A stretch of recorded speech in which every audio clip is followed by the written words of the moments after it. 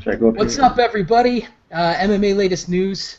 Gonna bring you a little BS banter, maybe do a little weigh-in type talk. Cody Bradley is here. I am Jordan, and we've got a pretty good weekend full of MMA. So Cody was just about to break some news for me, anyways. Oh, He asked me if I had heard about King Mo, and I had not. So what's up with King Mo?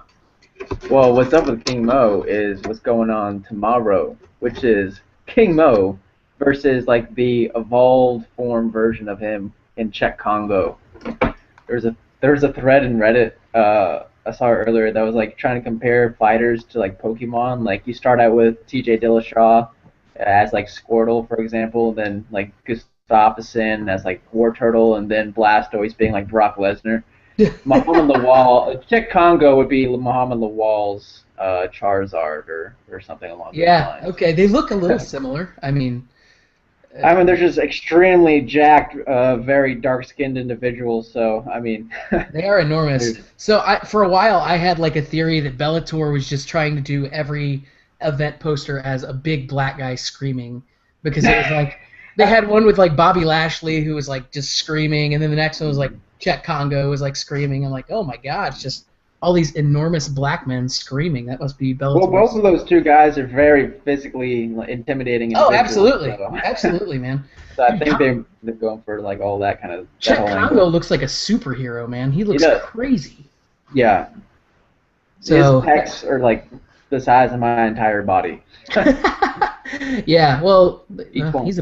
he's a big man. So yeah, so Friday night, tomorrow night, we've got Bellator 134. It's the British Invasion. It was a little bit taken down by the departure of Michael Venom Page, not being able to fight due to a cut. He got a pretty bad cut right on his eye. Yeah. So he had to pull out of his fight. So that kind of sucks. But other than that, we've got Lima versus Daly, which is an awesome fight. No. Oh, yeah, you're right. I'm looking at the wrong poster. My bad. All right, so the card kind of got effed over. So it's Newton McGeary is the... Yeah, thank you for correcting me. Sorry. No, that's nope. Also, nope. we got we got Paul Daly fighting Andre Santos in substitution for Right. But Diego that's Lima. not the main. I mean, not Diego Lima. Yeah, the main event is Emmanuel Newton and Liam Doug- McGeary. That's what I was Doug saying. Lima. Yeah. Oh yeah, so, yeah. You're right. My bad. Yeah, so get off my ass. Or whatever. No. I'm sure Yeah, there'll be another opportunity to do so later. I will fuck up again. Yeah, let's just go ahead and mark your calendar. I'm going to do it. But Emmanuel Newton and Liam McGeary, that's a pretty fun fight, man, because McGeary is enormous for 205.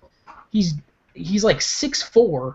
He's a huge. He's a big dude. Or he's bigger than that. He's like 6'6". He's huge. He's taller than Chet Congo. He looks bigger than Chet Congo when I saw a picture of them standing together. But yeah, he's huge. So McGeary is a really, really solid prospect. He's probably, if you want to go by prospects, the best light heavyweight prospect out there right now, because he's knocking dudes out in the first round. He's also training with Henzo, so he's got a really solid ground game. He had a pretty cool like inverted triangle submission he won over Kelly Anderson a couple fights ago. But so that's a fun fight. Emmanuel Newton, Liam McGeary. Have you watched either of these guys very much? Yeah, I'm very familiar with Emmanuel Newton. I'm less familiar with Liam McGeary, but I have seen him fight, if I recall correctly. I'm sure I've seen him fight because he looks so familiar. So I've definitely seen him fight. But I mean, the guy is. If you look at his record, he's pretty impressive. I mean, just number one, he's undefeated, which is impressive. Number two, he's undefeated in Bellator. He's 1, 2, 3, 4, 5, 6-0 straight in Bellator, which is extremely impressive. The only loss he has on his record is his first amateur fight. But outside of that, he's finished every single opponent of his, and most of them in the first round. I mean, the last 6 fights, all of his fights in Bellator ended in the first round. Some of them within the first 30 seconds. Yeah. So, I mean, the guy's impressive. He's got power. He's got solid submissions. Like you said, he turns out at Henzo's. That's a little feather in your cap. Yeah, McGeary's no joke, man. He's a solid prospect. Have you seen that interview that Emmanuel Newton did recently? No, I know he's a weird dude, but what happened? Well, this would kind of put like a new definition to that word. It was very strange. The reception was that, man, this guy's really weird. I mean, he is definitely a unique individual. But like at first it was kind of weird because I thought he was a Christian, right? Because he always thanks like Jesus and stuff after his fights, right? Yeah, he does. But like in this interview, this most recent interview that I saw of his, he was like, it was very different. It certainly wasn't Christian metaphysics. It was very like, I believe that the universe speaks to me in this way and in that way, and that the He seems a universe little tells new me this agey. and Like he's that. got some new age beliefs. Yeah, yeah, it's very like he seems at the very I mean like he believes in a higher power of sorts, but it seems to be by saying the universe. Whenever you classify something as the universe instead of Yeah. God or something, you're immediately taking it to be an impersonal agent, or not an agent, but an impersonal being of some sort is Right. telling you to do something. I don't know how you could do. I don't know how exactly the specifics of his metaphysical ideas, but I mean, still, it's anyway. We're getting off No. track. We're getting into like philosophy Yeah. and stuff. Yeah. Let's just have a philosophy chat. I could do that all day, but but yeah. So I don't know where he stands as far as like he said that like just watch the interview. Anyone who Yeah. did like the Yeah. whole single digit audience we got going on here, like guys, watch that interview. It's really interesting. You're probably gonna disagree with his religious views, but still, it's interesting to hear nonetheless. Yeah, no, I'm definitely gonna check it out because he is an interesting guy and he's a good fighter. I mean, Yeah, very he's unorthodox. Yeah, very, very unorthodox. I mean, some of his spinning back fists that he catches people with, I don't know how they don't see them coming because they look really, really telegraphed. Like he's got his body halfway turned, and you're like, well, he's clearly gonna throw a back fist, and then he just throws a back fist and knocks Joey Beltran out. You're like, well, Yeah. I guess if you didn't see that coming, you deserve to get knocked out Yeah. by it. So I don't know. I think. Go ahead. Go ahead. Well, I was gonna say I think he feints a lot. That he's spinning like He he does. turns his shoulder a lot, so he feints it a lot. So you don't always know Sure. if it's coming or not. Sure. Yeah, very true. Good point. So I guess I don't want to spend too much time talking about the Bellator card because it could have been so much better. Injuries kind of derailed it a little bit. So you got a last-minute fight. Curtis Millender was originally supposed to fight Michael Page, who's another very, very hot prospect. And you know what? Curtis Millender, in his own right, is a pretty solid prospect. He's 7-0 welterweight from, I think he's out in California. But so Brennan Ward, who is a staple of Bellator fights over the last couple of years, is stepping in and fighting him. So that'll be a fun fight. I'm a fan. Yeah, so that's a pretty good scrap to watch. Obviously, you've got King Mo going up to heavyweight to fight Chet Congo, which is crazy. But I mean, King Mo's he's a thick guy, so I mean, I'm sure he cut a good amount of weight to get down to 205. What do you think's going to happen in that fight? Mode Congo. Good question. You know what? I'll say King Mo wins this one. He takes it by a very close, boring decision. Is my guess. I hope that's not how it turns out. Not that I'm against King Mo, but just not being a boring fight. That is, but that's what my decision is. No, mostly against the cage is how I see it being. Yeah, I mean, Mo's definitely got the grappling advantage, like enormously. But you know what? Both these guys have pretty suspect chins at this point in their career. So I could see either of them landing a shot and knocking the other one out. It wouldn't surprise me at all if Congo knocked Lowell out really quick because he's freaking huge. And I don't think I mean that's a whole different ballgame stepping in there with Bellator light heavyweights and stepping in there with Chet Congo, who is, I mean, obviously he's not a top 10 heavyweight anymore, but I mean he's still an elite striker. And he's enormous. He's got a lot of power. So yeah. So yeah, I don't know. It's an interesting fight. I really wish it would have been. You wouldn't have had all these injuries. Tamden McCrory, we get to watch him again. He had an awesome knockout last time out. Yeah, it's kind of weird that you got Brendan Ward three slots above Tamden McCrory, but I can understand considering he's got more face value as far as Bellator is concerned. Yeah. So that'll be interesting. I guess we'll move on. We'll go over to the big card, the UFC. Oh, real quick, who do you think is going to win the main event? The main event. Newton. I'll say this. If Newton's going to win, he needs to weather the storm. So he needs to really, really, really watch what he's doing for the first round at least. I don't know. I haven't seen much of McGeary outside the first round, so I don't know what his cardio is like. He's a huge 205er, and I mean he's long and lanky, so he's not like super muscular. But I don't know what that cut's like for him. Newton showed a lot of heart in his last fight, man, because what's his name? Litton Vassell was all over him. It was a very close fight. He took him down almost at will and was out grappling him. So we'll see. I think it's either an early KO for McGeary, or I think Newton might be able to hang on and get a late submission. So one of those two. Mm-hmm. Yeah, I see that. Yeah, I'll agree with that one. There you go. No reason to disagree with You want me to go me. to the UFC? Yeah. Let's go over to the UFC. So I've got the card pulled up. Yeah. Oh well, we don't really. This is pretty freeform tonight. It's fine.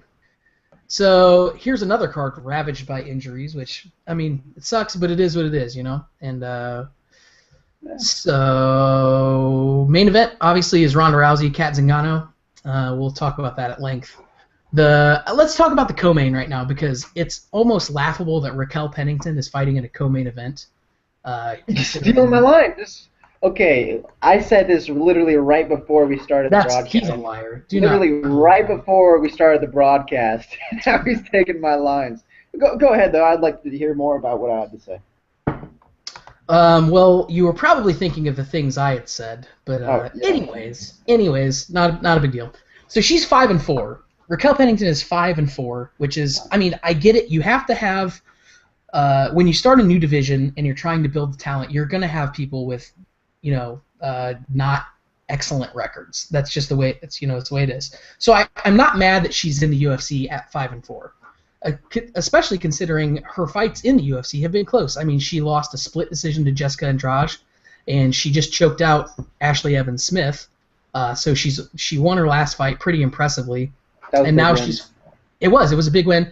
But she's basically a sacrificial lamb in this scenario. Yeah. There is no way that the UFC is expecting her to win. If she does win this fight, it will throw a huge wrench in the UFC's plans because Holly Holm is very clearly the next person that they want to build up in this division to be a challenger for Ronda Rousey. So. Yeah, I really hope they don't throw in Holm too quickly against Rousey. I mean, I guess we'll see how they both look. Saturday night, but yeah, man, they give her some time, man. She's still working on things, you know what I'm saying? And Rousey's kind of the female Fedor at the moment, so she's a beast, man. I think that you could argue that Ronda Rousey is the most dominant athlete, man or woman, right now in competitive sports. Yeah, I definitely don't think that's true at all. Okay, Gonna have to disagree with you on that one, but go ahead. What were you gonna say? Do it. Disagree with me. No, dude. I was just saying. I think the talent. I can't think of any other sport or athlete that there is a talent gap as wide as the gap right now between Rousey and the second best person in her division or her sport. Okay. Well, that's a little bit different than what you were saying before, right? All right. Okay. Fair enough. But that's what I was trying to say. I think she is head and shoulders above her competition. So I would consider that dominant.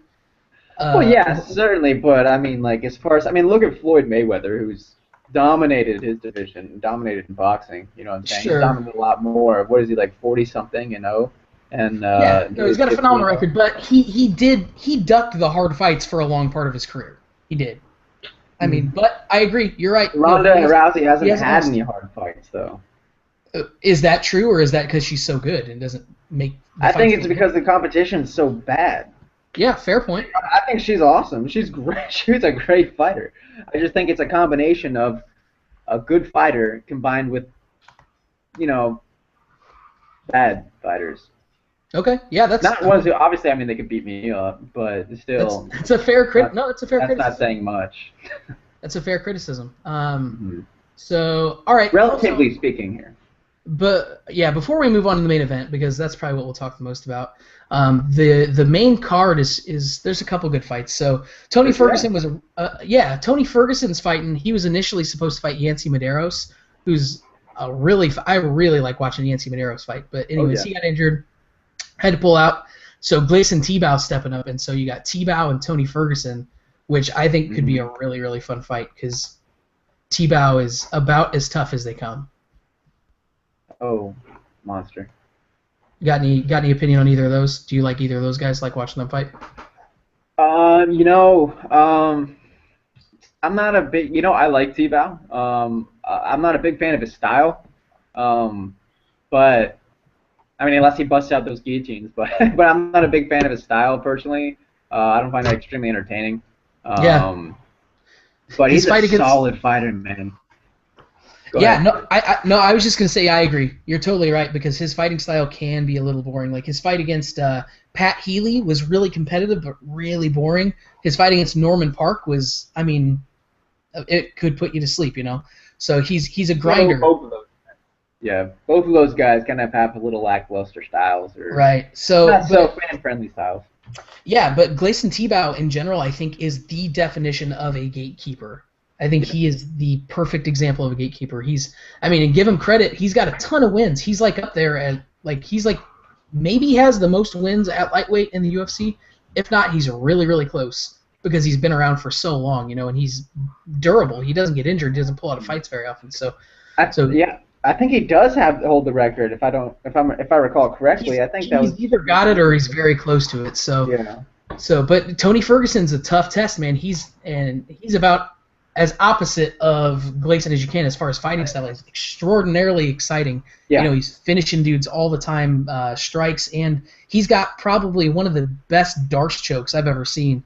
I watched some tutorial videos with him doing it, man, and he's slick with that because he's got really long arms and he's really, really good with some chokes. Mm-hmm. So that'll be a good fight. Just real quick, who do you have winning that one? Yeah. You know what? I want to say Ferguson takes this one by decision. Gleison will make it a fight, make it a close fight, but Ferguson wins a close decision. That's how I see it. I'll take Tebow by a close decision because I think it'll be a close fight. So. I mean, there's a lot of good fights here. You got Diego Lima. It's kind of interesting. His brother was going to be fighting the day before on a Bellator card.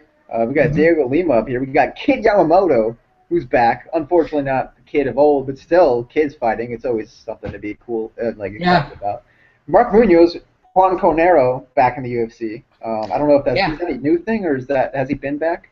No. He just got back. He won a tournament. He won I don't remember what promotion it was in, but it was like a one-night tournament, and it was like him and Luigi Fioravanti was in it, and there were a couple other notable ex-UFC guys. But anyways, Carneiro won it. He won like 3 or 4 fights in one night, and so he's back in the UFC. He's a very solid fighter, really, really high-level jiu-jitsu guy. So we've seen Munoz be submitted in the past, so we'll have to see if he'll be able to control the grappling because Munoz is a very high-level wrestler. But right.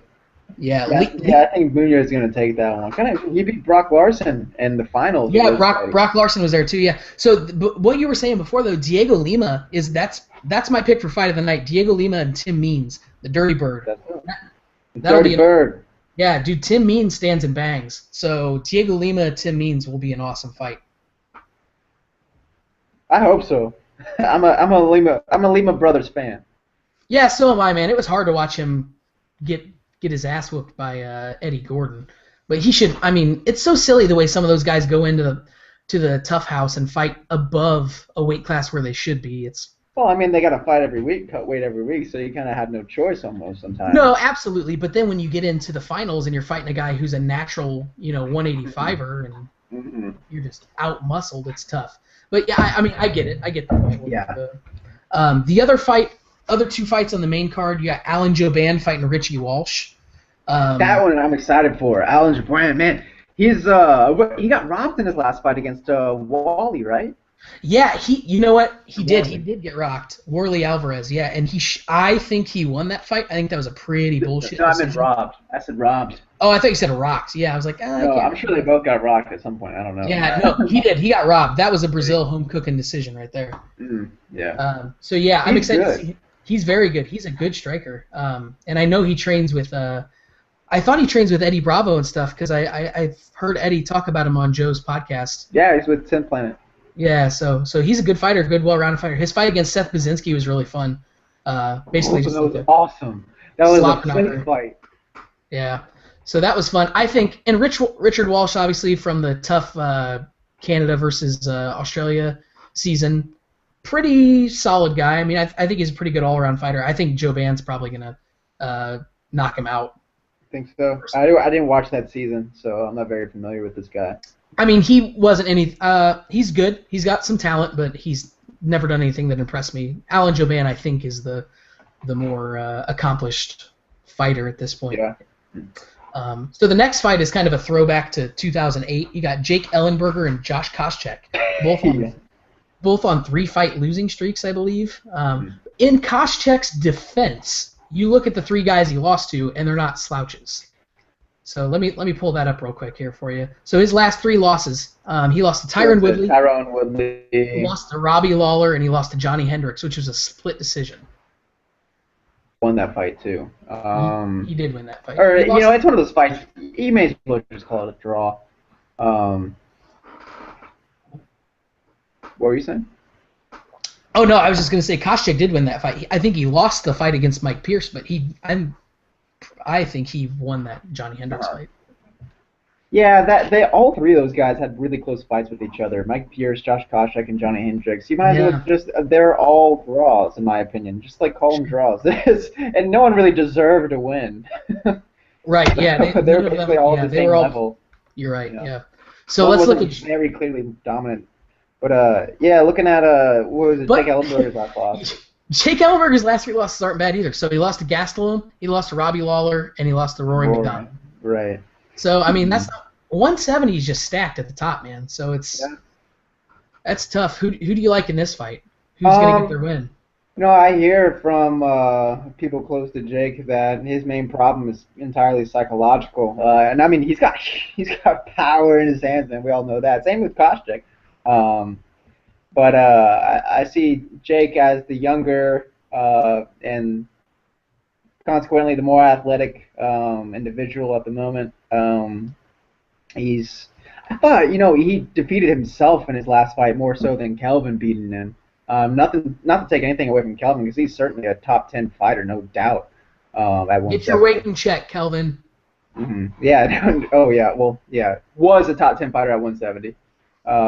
No longer at that weight class. Yeah.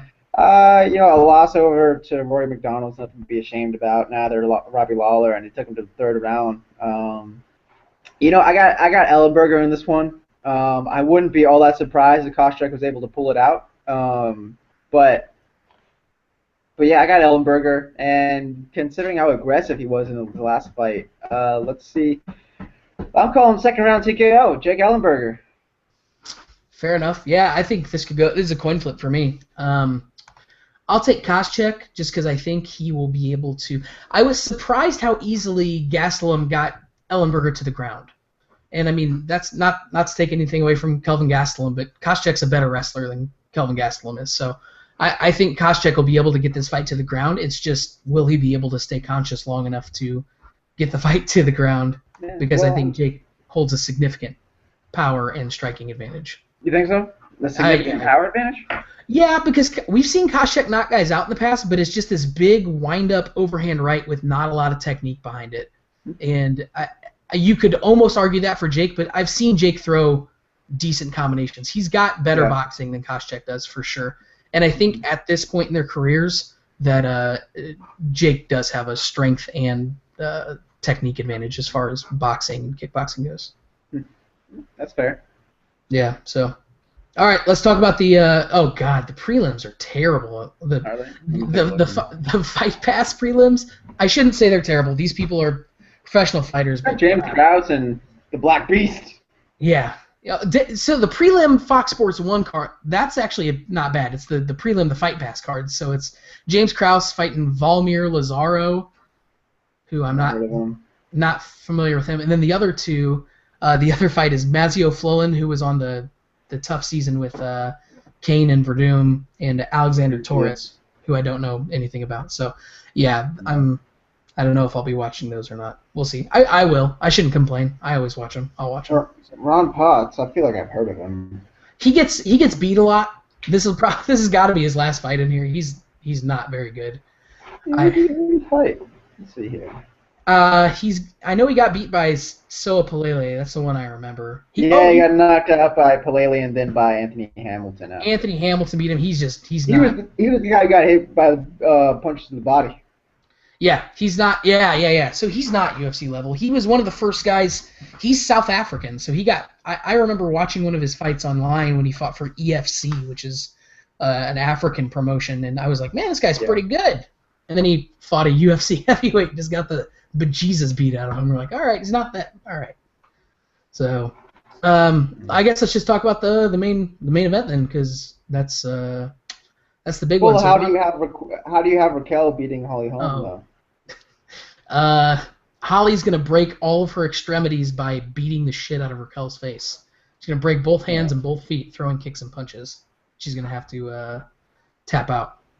No, obviously I have Holm. I don't know if she's gonna, because Raquel is tough, so I'll give that to her. She's a very tough fighter. Tough. Yeah, her fight against Jessica Andrade was a very taxing fight. Her fight on Tough against Jessamine Duke was extraordinarily back and forth. She took a lot of shots, but neither of those girls hit like Holly Holm. Holly Holm has got some awesome technique. Jack Slack just did a really great breakdown on her technique, and I was reading that this morning. She has a very vicious straight left, like a counter left, kind of a la Lyoto Machida a little bit. So I think her technique is just going to be way too much. Lyoto Machida? Just kidding. Oh, I thought you were being a dickhead. Whatever. All right. I'm not comparing. Don't make a soundbite out of that. I'm not comparing. I'm not making a comparison. Hold on. Has I been like this the whole time, just like a floating head, chopped off head? No. Yeah, basically. But I don't. Yeah. What's your name again? What's your name? Steven? Jack? Jack. Your name? Jack. Jack? All right. Yeah. I forgot where I was going with this, Jack. What were we talking about? Holly Holm wins by TKO in the second round. How do you see that one going on? Oh, yeah, Lyoto Machida. That's what it was. You're a dick. Jack says Holly Holm equals, I don't know, forget it. I got Holly Holm winning, man. I got Holly Holm in the first, no, you know what? I think she's going to take it easy. She's going to get used. She's going to fill up by her time, get used to being in the octagon, try to fill up all those 15 minutes, and just kind of play it a little bit more conservative. If the finish comes, she'll take it, I bet, but she's not going to be looking for it as they don't normally do. I don't think at least. They kind of just throw their combinations at least at a high level, and just if it comes, it comes. But I see her winning a decision, a fairly dominant decision. And Raquel's going to be a little bit busted up, but she's still going to be there at the end of the fight. I wouldn't be surprised if Jackson advised her to take her time in there, to become more familiar and comfortable inside of the octagon. Yeah. Just in case they do. I mean, look at the way that they set this up. They set this up, Ronda Rousey, Holly Holm. You know what I'm saying? Main event, co-main event. I mean, I know there was other injuries and stuff on the card that led to this scenario, but still, this is a scenario that they're setting up. They're fighting at the same time. Usually when they do this sort of thing, it's a title fight and a number one contenders fight, and the winner of the contenders fight fights the winner of the title fight more than often. Yeah.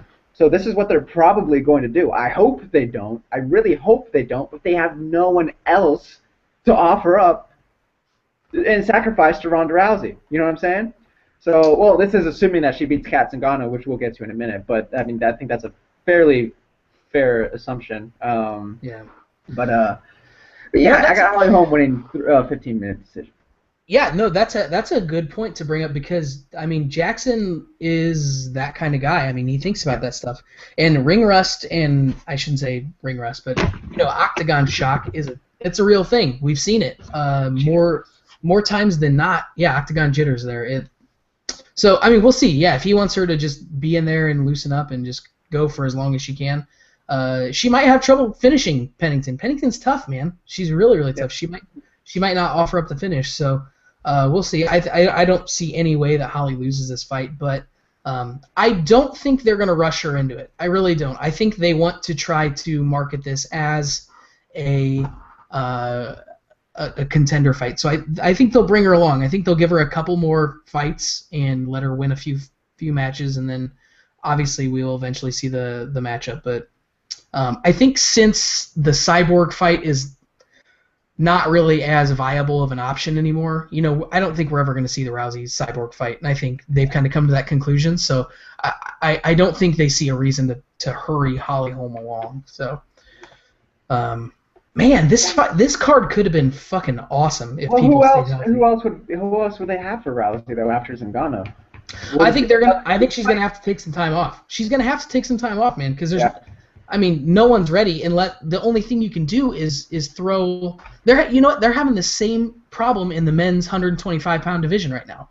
They're having, they're in a. The UFC's in a shitty position. I mean, people get pissed at them and give the UFC a lot of shit, but they're in a shitty position in the men's flyweight division because what are you gonna do? You got Lineker, who is a clear contender, can't make the weight.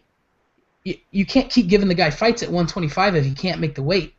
So you have to take a guy like Kyoji Horiguchi, who is an awesome prospect, but he's not ready for a title fight. He's on record saying he doesn't want the title fight right away. You have to put him in there because otherwise your champ's sitting on the bench for over a year when he's completely healthy. So it sucks. But that's what they're doing. That's what they're doing, though, right? Yeah, you have to. I mean, your options are let him sit there. Let him sit there healthy, or they're probably going to do the same thing with Holly Holm, then you would think, right? They might, man. I think they'll want to take it differently because Ronda is a bigger draw than Demetrius Johnson is, big time. True. So I think they'll want to try to take this a little differently. I think with Johnson, more than anything, they just want to use.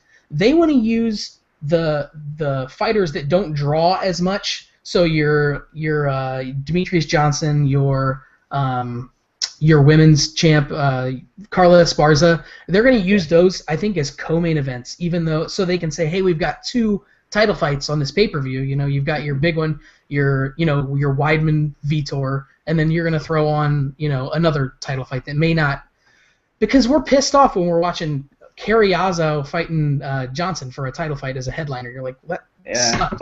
I don't want to pay $60 to watch that, so. Right. I don't know, man. It's a tough position. I hope that you're right. I hope they don't bring her along, or I hope that I'm with you in the fact that if history shows itself if history repeats itself, I will indeed be right. You will be right, and That's I hope. Just how I am. Don't you just hate being so smart and so right? Because it brings with this huge cloud of arrogance that people just find repulsive, but.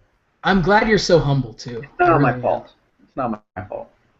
All right, so Ronda Cat, does she have a chance? Does Cat Zingano have a chance? Kind of, not really. Yeah. I think that, you know what? That was kind of just like off the cuff, but I think that's a perfect description of it. Well, at least that's how I see it. Kind of, not really. I mean, she's okay. So, Miesha Tate gave there goes my mouse. Miesha Tate gave Ronda her toughest fight, without a doubt. Both times she gave her toughest fight. Well, I mean, she did really well in the first fight. She took her back at least once, which is pretty good position and stuff. And in the second fight, she did she made it to the 3rd round. That's an accomplishment within itself. No one's ever done that, especially when you look at the last fight. Didn't you go past the 30-second mark? Her last or even 20-second mark. Last 2 fights? Who'd she fight? Oh yeah, Sarah McMahon. She just tore through. Yeah, McMahon. which was kind of. Yeah, and that was a controversial stoppage. I disagree with the stoppage, and also McMahon allegedly wasn't at her best. He had a lot of stuff going on at the time. I still think Rousey would probably win in a rematch, but I would like to see a rematch. I think it's unfortunate that they pitted McMahon against Tate, even though I understand why, and I kind of wanted to see the fight, but still, it's unfortunate that losing to someone like that. It's just because if you lose to number 2, if number 3 loses to number 2, it doesn't mean that number 3 can't be number 1. You know what I'm saying? No, absolutely. All because Rock beats Scissors doesn't mean that Scissors can't beat Paper because Paper beats Rock. You know what I'm saying? So.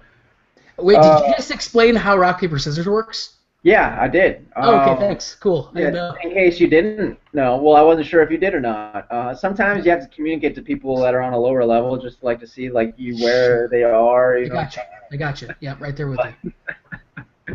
I'm really not this vain in real life. Anyway, so. I get where are we going? Where are we going with this? So her chances?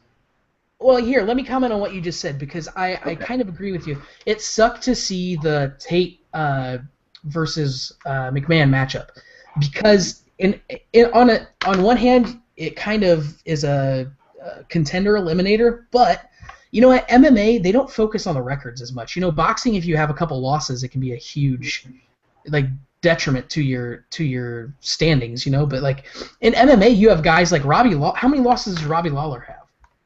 You know? Well, I mean, it's not always just about losses in total, but I mean recent losses. That's why you have Raquel Pennington 5-4 at the co-main event, or at least one reason why. Well, but, yeah, but I guess what I was saying is like, so even though, say that Sarah McMahon would have beat Miesha Tate, yeah, like you could easily set up another fight with her and Ronda. Oh, totally. Even though she very recently lost to her, you know what I'm saying? But like, so I don't know. If anything, that showed how good Miesha Tate is. Like that fight was that was a good fight. Miesha Tate's tough as shit, and surprised me. Yeah, and she in that third round out-grappled Sarah McMahon, which makes me think that Ronda Rousey would have really out-grappled Sarah McMahon. So I don't know. It's tough to you can't do MMA math. Obviously, every fight's different. But yeah, do you think Cat Zingano? What's the likelihood of her leaving this fight as champion?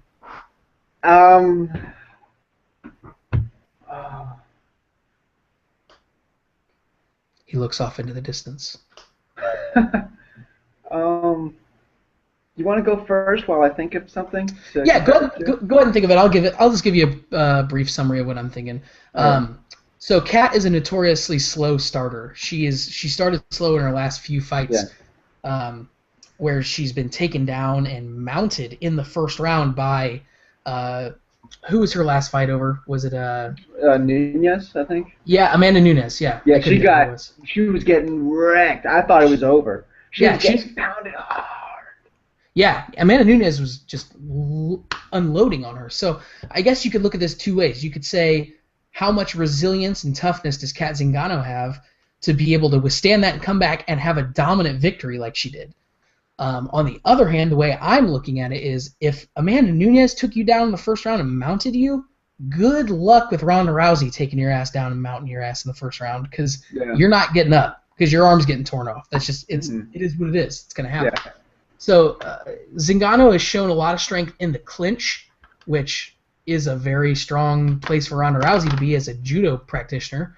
And then I just don't see Zingano holding enough. I don't even know if she has the striking advantage, honestly, after the last couple of times we've seen Ronda. Yeah, I don't really think so. So I just think Ronda's better than her everywhere. Ronda's hands have looked awesome her last few times out.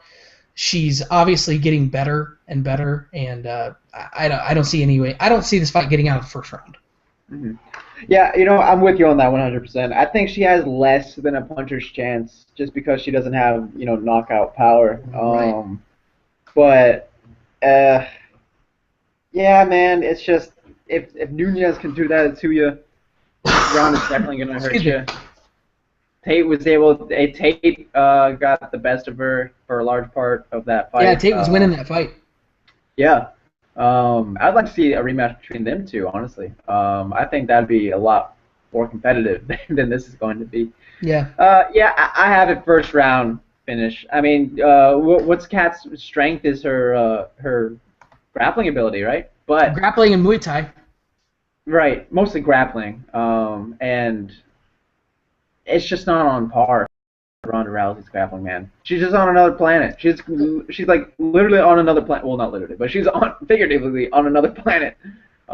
It's not gonna be a fun night for Cat Zingano, I don't think. I don't see her having very many ways. Like you said, she's also very resilient, but I don't think that's gonna come into play, because resilience doesn't matter if you get finished by an armbar. You know what I'm saying? Like, resilience as far as punches go is, I think she can take Ronda's punches, no doubt, but can't take that arm snapping in half.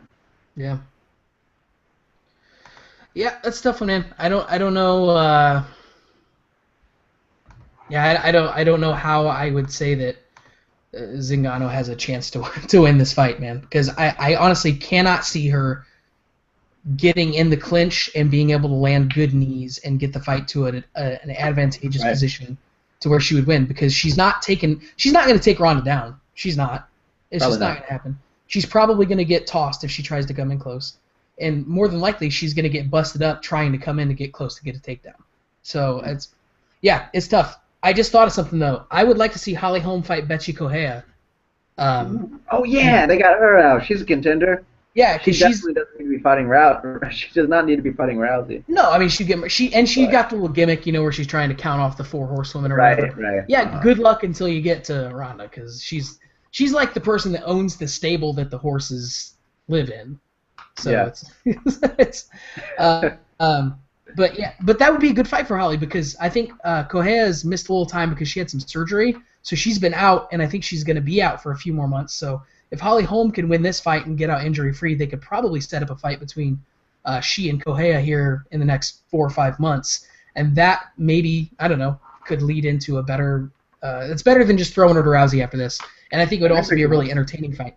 Yeah, because Correa stands and trades, and that would be a good fight. So. Sweet. Well, I think that's about it for right now. So one thing, everybody who's watching, make sure we just started if you want to contribute to what we're doing, this is right now it's all out of love, and we've got a lot of things that we want to do, a lot of really, really cool ideas that we want to do. We want to get out to the events, we want to do fan cams, we want to hear what you guys are saying about everything. So we are doing a Patreon link. We'll see if we can link that in here somewhere in the show notes. But we've got a Patreon link up, ready to go, with some really cool offers for people who contribute. I think anything from podcasts that we're going to start doing to T-shirts, exclusive. We're even doing rash guards, I think. So there's a lot of really, really cool options to do that out there. We've got a On It link that we'll post in the notes too. Get you 10% off. We're going to steal Joe Rogan's code for you. Thanks, Joe. I'm gonna have to stop you there. Are we getting sponsored by On It? Is that what you're telling me? Yeah, we are sponsored by On It. ONNIT. As of right now. As of right now, have you ever taken Alpha Brain? Because it's awesome. I have. Can I get this for free? Man, I'm not close like that with Joe, but we still gotta buy it. But if you go through the link onit.com, I will post it in the notes because I don't know off the top of my head because I'm bad at my job. I can type in 5 different codes and get 10 or 15% off, my boy. Come on, man. All right, well, Let's get the free code coming. We'll get that for you next, guys. Get it for free. But anyways, yeah, so we appreciate it. Cody is the worst podcast guest to have of all time. Worst guest of all time. He's terrible. Well, top 5. Top 5. Why didn't you say I think you'd be surprised? Walt Harris. I set it up. I set it up for you. Honestly, I should have thought of that. I don't know. I was thinking of Walt Harris. I was thinking of Walt Harris, not Brendan Schaub at the moment. You're always thinking of Walt. I was gonna make a Walt Harris joke again, but. All right. Yeah, but check out the website MMALatestNews.com. We've got new content going up constantly. We've got writers in the States. We've got writers in Europe. We've got writers in Brazil. We've got writers in Australia. We're all over the place, so we're trying to bring you as much content as we can. Check out the website MMALatestNews.com. We're going to get this up, and thanks for watching, guys.